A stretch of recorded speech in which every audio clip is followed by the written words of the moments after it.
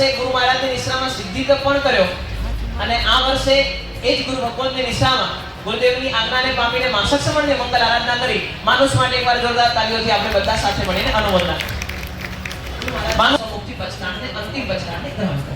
હાજી